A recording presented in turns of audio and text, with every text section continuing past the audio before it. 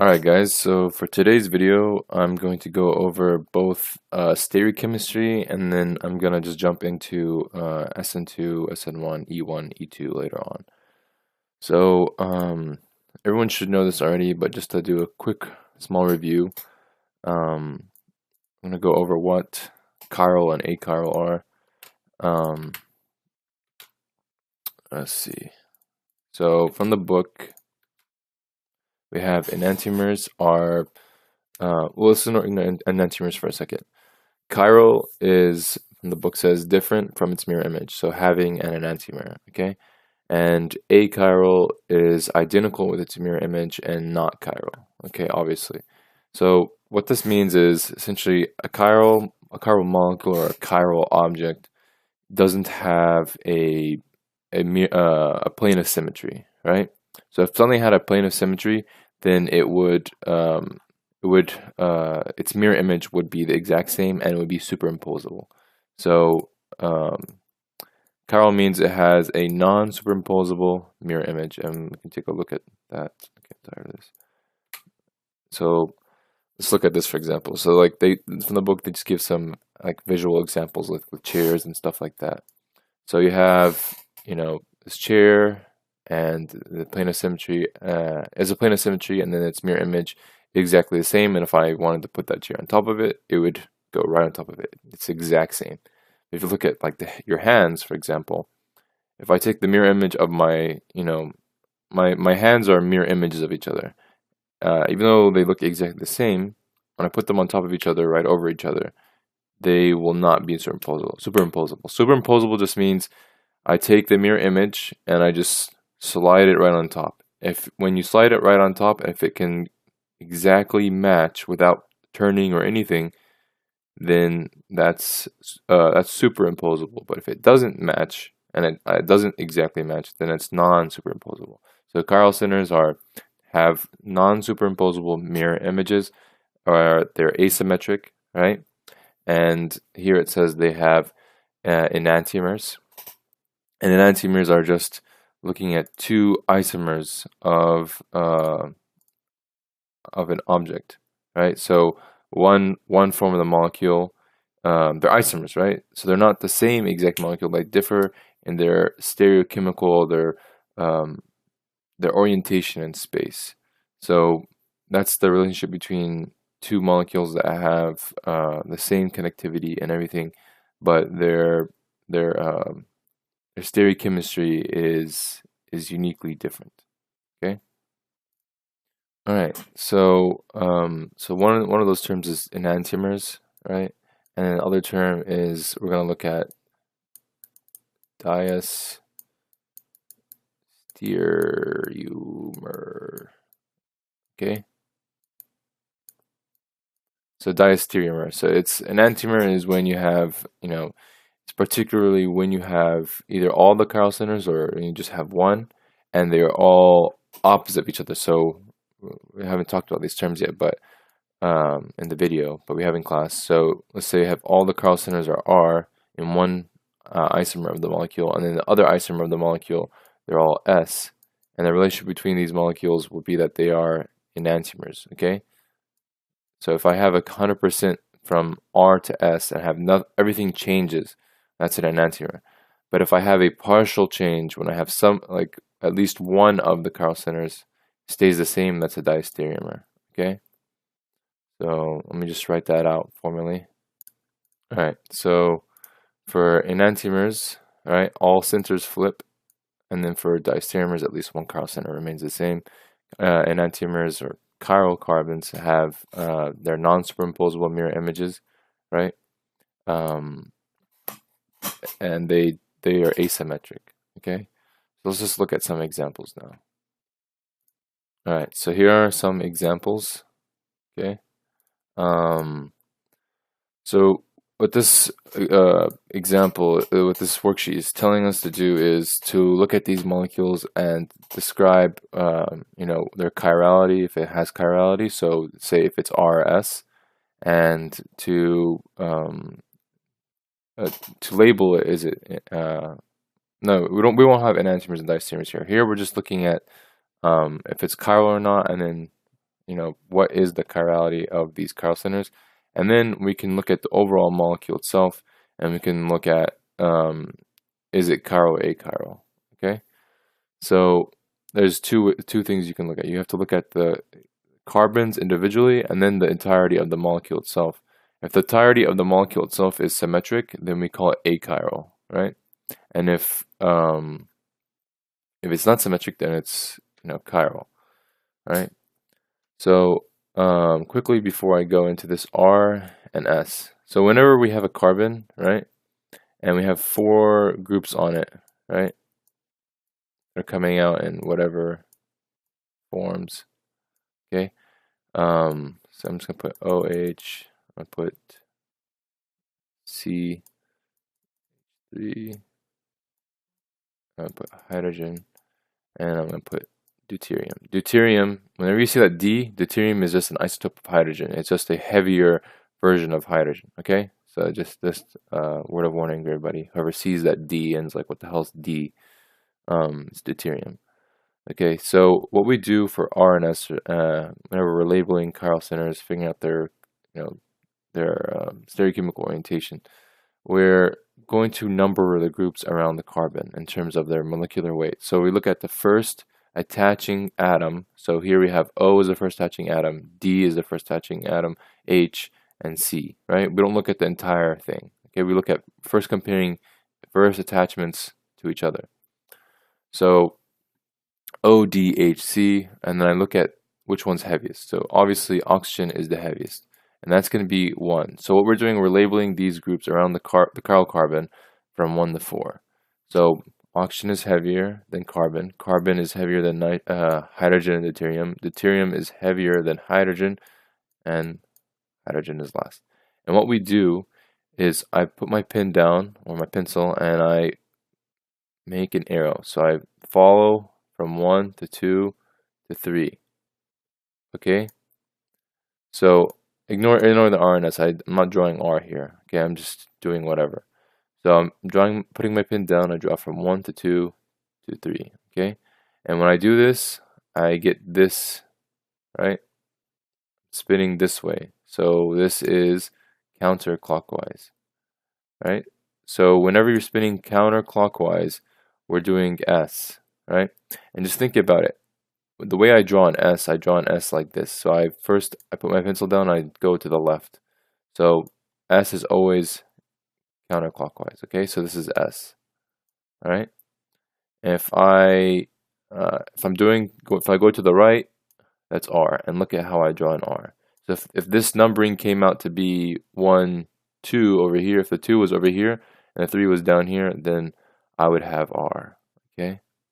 So R is clockwise, S is counterclockwise. And what S and R do, they describe the way that a certain molecule polarizes light. Okay, so it doesn't necessarily mean it polarizes to the left or to the right. It's relative for that exact molecule. So we'll say this molecule polarizes it's S, and it polarizes light to the left. And so we know that R would polarize it to the other direction. Okay. And that's all it means. It doesn't necessarily mean left or right or whatever. So if I'm looking at these molecules, actually, and one more thing. Whenever we have our 4th group, okay, we want to be very careful about this 4th group. If the 4th group, it doesn't have to be hydrogen, it just has to be the 4th group. If it's on a dark wedge, right? So if it was on this, my hydrogen was on the dark wedge, whatever you get as your stereochemical orientation, you flip it. So if my 4th group was on the dark wedge, then I would flip this to R instead of S. Okay, so whatever you get, you flip it if the 4th group is on the dark wedge. Let's do some examples. First thing is I have to look at, for every chiral carbon, it has to have 4 unique groups. Okay, so chiral carbon has 4 unique groups on it, and that doesn't mean that I have to have that doesn't mean that I have to have, if I have 2 carbon groups, that's not unique anymore. I have to look at, are those carbon groups exactly the same or not? So I can have 2 carbons attached, but they may be different down the line, and that's different.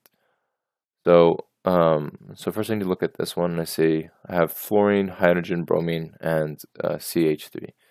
So these are 4 unique groups, obviously, and now I know this is chiral for sure, so I'm just going to put C, and now I need to find out if it's RS. So first, what's heaviest, right? So my atoms get heavier as I go down the periodic table. So I have bromine is heavier than fluorine, so this would be 1, this would be 2, this would be 3, right? Because carbon is heavier than hydrogen, and carbon is lighter than bromine and fluorine. So let's look at the P table. All right, so fluorine, chlorine, bromine. Okay, so fluorine, chlorine, bromine. Bromine is heavier than fluorine, and these are both heavier than carbon, and that's heavier than hydrogen. Okay, so I put my pin down. My 3 is over here, so I'm gonna go from my 1 to my 2 to my 3. You never go over your 3 to get to your 2, even though it may be shorter. You always go from 1 directly to the 2, even if it's like a long way around. So I go from my 1 to my 2, and I do that, right? This is S, all right? So first one is S, all right? Okay. So let's keep going. For the second one, I have chlorine, I have this group, and I have this group, and I have a hydrogen. So chlorine is definitely my number 1. And then I have this CH2, CH3, and I have a CH3. So first I see that the first initial attachment is carbon and carbon. Those are the same. Okay? So what I do to keep comparing, even though it may be obvious at first, it might not be obvious for other things, I go down the molecule and I see what this carbon is attached to, and I see what this carbon is attached to. There's always going to be 3 things that it's attached to afterwards, right? So this carbon, right, to see which one's heavier, this one's attached to hydrogen, right? This one is attached to hydrogen, hydrogen, and another carbon. This carbon right here is attached to 3 hydrogens. So because I have one heavier thing compared to this one, this group is heavier. Okay, even though it's obvious, if you just look at CH2, CH3, it looks bigger, right? So I have 1, 2, 3, 4, so I go in this direction, and this would be R. Okay. All right. So let's see. Yes. All right. Now for number 3. So we have bromine, OH, hydrogen, and CH3. So the bromine is the heaviest. Oxygen is heavier than carbon. Carbon is heavier than hydrogen. So I just do 1, 2, 3, 4. Right? And this is S. All right? And then I have this one. So I have bromine, chlorine. Right? So where's my chlorine? My bromine is heavier than chlorine. So 1, 2, 3, 4. I think we all get it. 2, 3. Okay. So this is gonna be S. All right. All right. Okay. So I think everyone gets these. They're not that bad. Let's look at some other ones. So I have this group over here. Let's do number 5. So I have the bromine is 1. This is definitely 4. And then I need to compare this side to this side. So I have a carbon over here, I have a carbon over here. This carbon is attached to 2 invisible hydrogens, right? And 1 other carbon. This carbon over here is attached to 2 visible hydrogens and 1 other carbon. So now it's the same even once I compare it the first time. So you keep going down. So if you keep getting the same, you keep going down until you have a difference. So now I'm comparing this carbon to this carbon right here. Initially I was comparing this carbon and this carbon. They were the same. Now I need to compare this carbon's connectivity to this carbon's connectivity. This carbon has 3 hydrogens on it over here because 3 and hydrogens. And this carbon right here has 2 hydrogens and 1 other carbon attached to it. So this side is heavier than this side. So this is 2, right? My bad. 2. and this side's 3. So I do 1, 2, 3. All right, so that's R, right? All right, so now let's look at number 6. It's the same thing, except they flipped the wedge and dash. So this is going to be 1, this is 4, this is 2, this is 3. So it would be R, it would be, right? Not an R. It would be R, but our fourth group is on a dark wedge, so it goes to S. Okay? Everybody see that? So let's look at this one. This one is the same thing. So this is 1, right? This side over here is 2 because this is clearly bigger than this H3. So this is 3 and this is 4. So 1, 2, 3, right? This would be S, but since our fourth group is on the wedge, right, it goes to R. All right, and number 8. So let's compare. So I have to have 4 unique groups. So the stereochemistry might be indicated, but doesn't make it chiral. Okay, stereochemistry is not what makes this chiral. It's the 4 unique groups on it that makes it something chiral. So I have CH3. I have 2 CH3s coming off of this carbon. So this is not a chiral center. Over here I have 1 CH3. I have this group on this side and this group on this side. They're different, and I have a hydrogen. So this is chiral. And then over here I have 3 CH3 groups, right? So this is not chiral. I only have 1 chiral center. So if I'm doing the numbering, I can tell that if I started comparing all the different carbons that I have, right? This is tricky. So you might say immediately, oh, this side is bigger than this side, right? Well, don't jump to conclusions and just look at how big it looks. You are looking at the immediate connection. So this carbon, I'm comparing this carbon to this carbon right here. Okay, this one. So if I'm comparing these two, this carbon right here is attached to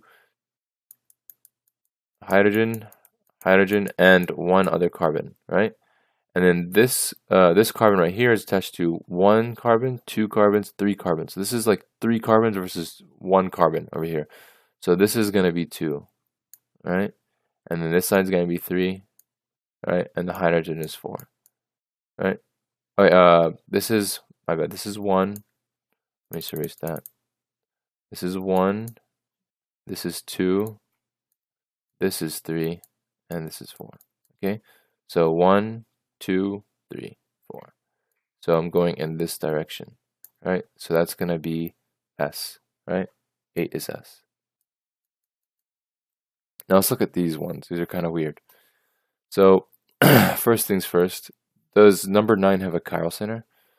I have this group on this side, right? I have this group on this side. Then I have this ring, right? The ring has the ring is symmetrical at this point. So whether I go down this side and if I keep going down, eventually I'm not gonna have any differences. So this is not a chiral center, right? This is exactly the same on both sides. So it is not a chiral center. Now about the entirety of the molecule, is the molecule itself chiral or achiral? So if the molecule has a plane of symmetry, then it is achiral, right? And this is weird, okay? So I want everyone to think about these wedges and dashes as kind of something that looks like this. I want everyone to think about it like this.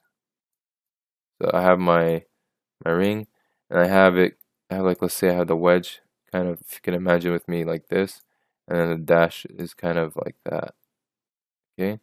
So I have the hydrogen over here, I have, the CH3 group over here. If I cut this straight down, then this is symmetrical, right? So I want everyone to think about it kind of like that. It's drawn like this, but it's like this. It's going, one is going into the, out of the page, and one is going into the page, okay? So this is achiral, all right? Now let's look at this one. Do I have chiral centers at these locations? So I have 1 unique group, 2 unique groups. This side is uniquely different from this side, right? If I just immediately start comparing. So I have, this is a chiral center, right? And so is this one, right? It's the same thing. But just because they have chiral centers, does that make our molecule itself chiral? If I look at it, I have symmetry over here. So I have two of the hydrogens going, out like this, and then I have two of the CH3s going in, right? So if I cut it, right? If I cut it, it would be exactly the same. So this is achiral, right? The molecule itself is achiral, but I do have chiral centers, okay? So having chiral centers doesn't always mean that I have a chiral molecule. I can have chiral centers with an achiral molecule. It just depends on what we have. If it's symmetric, then if it's symmetric, it's achiral, right? All right, so let's do some more. Let's see. I wanna skip some because we've done a lot of these already. And essentially, what we're gonna be doing is we're always just gonna be comparing. Are we gonna just being careful about our chiral centers and the symmetry of the molecule. So I'm just gonna paste this. Right. So let's look what we have over here. So here we have so let's look at this. Let's give me a quick look. I can tell that number 16 doesn't have a chiral center because this side and this side are exactly the same. So this carbon over here is exactly the same as this carbon over here, and if I compared it, it would be the same. And if I cut this straight down, from the top, if I cut it straight down like this, so imagine cutting all this like that. Everyone can see that. Just straight through. This would be achiral, right? So straight through, achiral. And let's look at this one. So this molecule over here, let's look at this carbon. I have a hydrogen coming out over here. So these centers over here, right, are chiral, right? Because I have this hydrogen is unique, this side is unique, this side is a CH2 attached to a CH3 that has all these connections, and this side is this CH2 attached to this. So there's different connections, right? So I know this is a chiral center, and I know this is a chiral center. But in terms of the whole molecule itself, is it chiral, achiral? This is, right? It's symmetric, right? It's chiral. It's achiral, right? Achiral with two chiral centers, and I'll let you guys figure that out. What the chiralities are, RS. And if you look at this one, right? This is symmetric, right? And does it have are these chiral centers though? So it's symmetric along this plane, and I have these hydrogens over here, right? And if I compare these carbons to each other, it comes out to be exactly the same. So this is achiral, and it has no chiral centers, right? And let's look at this weird one down here. So this double bond has two things sticking out like this on this carbon over here. So I have a Cl, I have a hydrogen, right? And okay. Let's see. All right. And it double bonded to. Okay, so I've drawn the molecule and I just rotated it up like this. Doesn't matter, just to help visualize it a little bit. So so I just have the Cl over here, I have the H, and then I have CH3 and CH3 and wedge and dash. So one way I can look at this.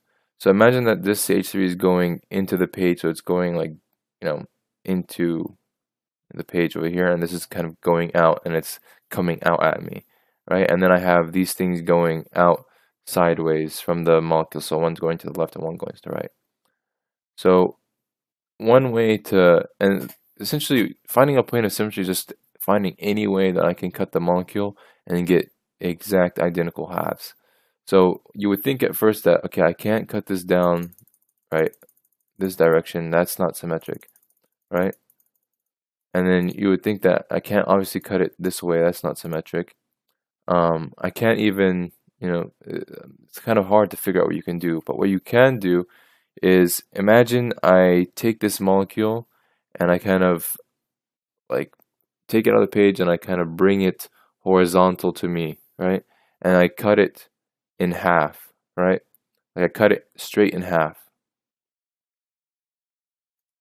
Not like this. But imagine if I had like a, it's so hard to explain, but like if I cut this straight through and I sawed it all in half. So like I came out with half a chlorine, half a hydrogen, half of this. Like everything is half, and this is half. So I have one CH3. So it's like if I had this. Let me try to draw this.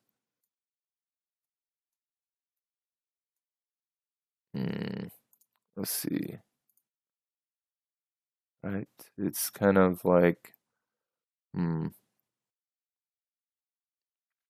okay. This is so hard to visualize. But just imagine if I like sawed it right through.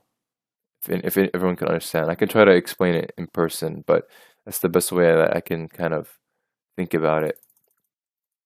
So just imagine if you sawed this right through here, and you got like half of everything, right? So like you would just imagine like splitting these letters in half and getting half of every single thing. And then you would have just one of these going up and one of these going down. And that would give you a plane of symmetry. It would be achiral at that point. All right? So I'm gonna move on. Done this for long enough. Okay. One thing that we need to also do now is that we haven't done enough in class is Fischer projections. Okay. So Fischer projections is just another way of drawing out chiral centers, and essentially it's right. So I'm just gonna take an example from the worksheet, right? And we're just gonna look at that as our example. So she makes you convert a chiral center into a Fischer projection. Actually, rather teach this by, so essentially a Fischer projection is another way of drawing chiral centers. So if you have a molecule that has 3 chiral centers, it would look like this. So a Fischer projection is always like this. So each one of these represents a chiral center, okay? And the way that you orient these, the groups on these would indicate RNS. So the same thing that you number 1 through 4, right? And if you have your 4th group on the, so the way this works is it's on the horizontal positions are wedges and the vertical positions are dashes, okay? So if you have your 4th group on the horizontal position, right? So either this side or this side, it's gonna be you're gonna have to flip it. So if you have to make a Fischer projection from a regular chiral centers, all you have to do is just make sure that you put the groups on here properly, so that if I do the RNS, I get the proper orientation. Okay, so that's the only tricky thing about it. But it's just another way of drawing out chiral centers. And the worksheet that we have is pretty tough actually. Like I'm even looking at it and I'm kind of like, okay, this is like kind of tricky, to do. You won't have something like this. Like you won't be tested on this level of being able to like convert something into a Fischer projection. And I think Renee will do a much better job at this than I have, because back when I was doing this, I never really learned it properly, and I still, don't think I understand it to the degree to do this worksheet. And I think Renee will probably do it better. But like the max that you need to understand is just that a Fischer projection is just looks like this, and these positions are wedges, right?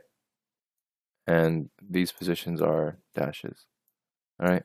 And just orienting your groups on this so that whenever you draw, and that the 4th group, whenever it's on either this side or this side, it will flip. Okay, so just being careful about that. And there'll be a nomenclature question where she gives you the name, and you have to draw it out in a Fischer projection. And you just have to be careful about the chiral centers on that molecule, and just orienting it properly so that whatever you do, you will flip. It will flip. So just being careful, and we'll look at that later when this actually becomes more relevant. But in terms of just looking at chiral centers and labeling RNS, you just do it as you normally would, right? So some special things about Fischer projections is that these groups on this carbon right here, they can be rotated around like a wheel. So I can either rotate this way or I can rotate that way.